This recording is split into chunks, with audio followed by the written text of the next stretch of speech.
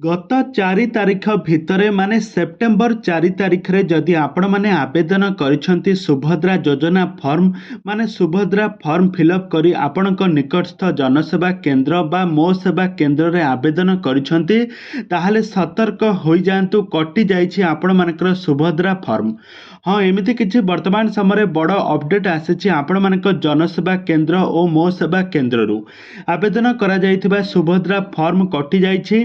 तेबे काहींकि कटिला एवं कहार कहार कटिछि जानिबा पई हेले भिडियोटी को शेष पर्यंत देखंतु। आपण माने भी मध्य चेक करि परिबे आपण मानकर सुभद्रा फॉर्म कटिछि कि नाही। आपण मानकर निकटस्थ जनसेवा केंद्र को जाई निज निज सुभद्रा फॉर्म रे स्टेटस चेक करि नियंतु काहींकि ना प्राय लक्षे लोकंक वृद्धरु फॉर्म एबे कटि जाइछि एवं आवेदनकारींक फॉर्म आउ संयुक्त हेबो नाही बोली सुभद्रा पोर्टल रे जहा जणा पड़िछि।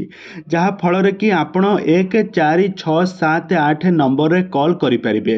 हाँ वर्तमान समय सुभद्रा योजना कॉल सेंटर नंबर जारी करा जाइछि 14678 एही नंबर रे आपण माने कॉल करी निवेदन मध्य करि परिबे।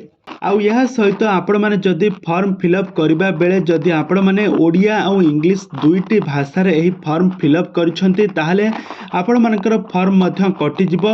आपण मानकर फॉर्म कटि जिवर एभली किछि धमक दिया जाउछि लोकन को सतर्क करबा को दिया जाउछि कि यह होछि संपूर्ण मिछ खबर।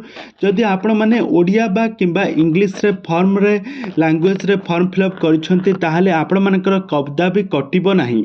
जदि आपण मानकर आधार एवं मोबाइल नंबर लिंक नाही ताहाले मध्य आपण मानकर सुभद्रा फॉर्म आपण माने आवेदन करि परिबे।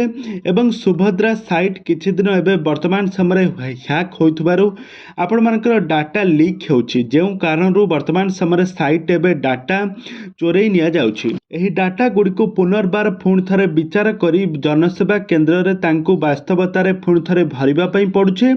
आपण मानकर फॉर्म जदि अपडेट होई नथिबो सुभद्रा योजना रे ताहाले आपण को अवगत कराई दिया जिवो।